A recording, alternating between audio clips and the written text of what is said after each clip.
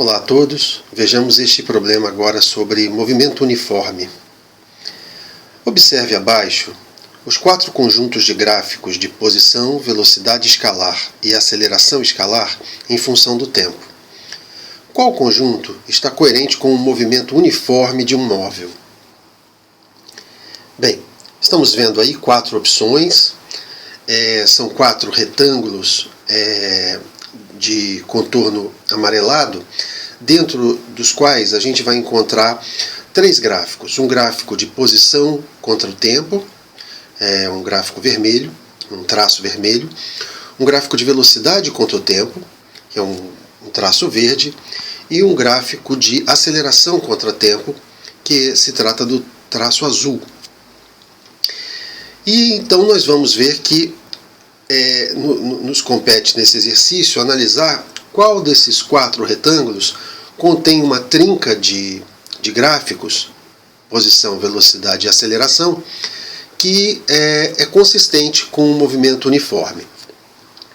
Bem, a respeito do movimento uniforme, nós podemos dizer que ele é caracterizado por ter uma posição em função do tempo como um polinômio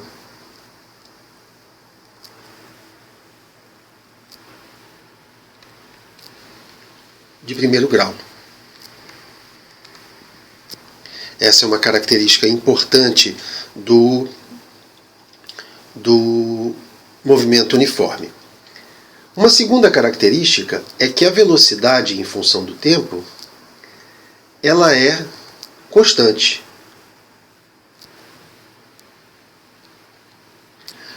Ok? E uma terceira característica é que a aceleração em função do tempo ela será sempre zero. Ou seja, a aceleração deve ser constante e igual a zero. Então essas 3 características são pertinentes ao movimento uniforme.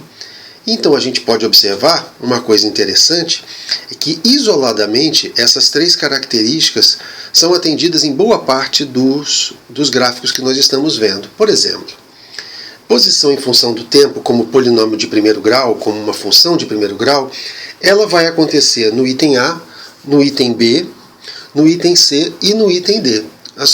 Os 4 gráficos são retas e, portanto, representam funções de primeiro grau. A velocidade constante também é atendida nos 4 itens. Item A, a velocidade é constante e negativa. Item B, a velocidade é constante e positiva, os traços verdes, né? O item C também é uma constante positiva, a velocidade. E o item D representa uma velocidade constante e negativa. Agora, aceleração igual a zero, nós vamos ver que no item B nós temos uma aceleração constante e negativa. Então o item B deve ser descartado. Ele não possui uma aceleração igual a zero. O item C também nos mostra uma aceleração constante, mas não é igual a zero, é positiva. De modo que o item C também deve ser descartado como opção com chances de ser a verdadeira nesse problema. Sobram para a gente, então, as opções A e D.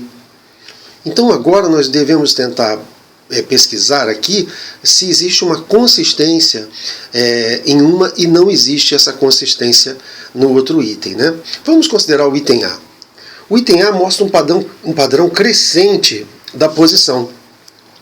Isso quer dizer que à medida que o tempo assume valores crescentes, o que é natural dessa grandeza, a grandeza temporal sempre, ela produz uma sequência de valores crescentes. As posições associadas são posições que vão crescendo no tempo. Ou seja, a velocidade no item A é uma velocidade positiva. A partícula se dirige para posições com valores cada vez maiores. Isso reflete velocidade positiva. Só que a velocidade contada para a gente no item A é um valor negativo. É uma velocidade constante de valor negativo. Portanto, o item A também deve ser descartado.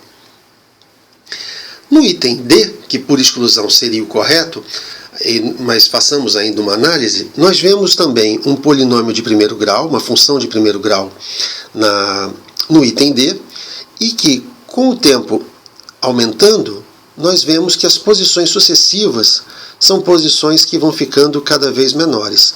Primeira posição, segunda posição e aqui a terceira posição, mostrando então que a partícula se dirige desde uma posição positiva para a origem. Ora, isso qualifica uma velocidade negativa, que é o que de fato nós vamos encontrar no gráfico da velocidade. Então no item D nós temos uma função posição que é de primeiro grau, uma velocidade constante consistente com o sinal da velocidade que se pode ler no gráfico S por T, e uma aceleração igual a zero. Portanto, o item D é de fato a resposta correta nesse problema, o que nos leva então à solução dele, e com isso a gente termina, ok? Um abraço a todos.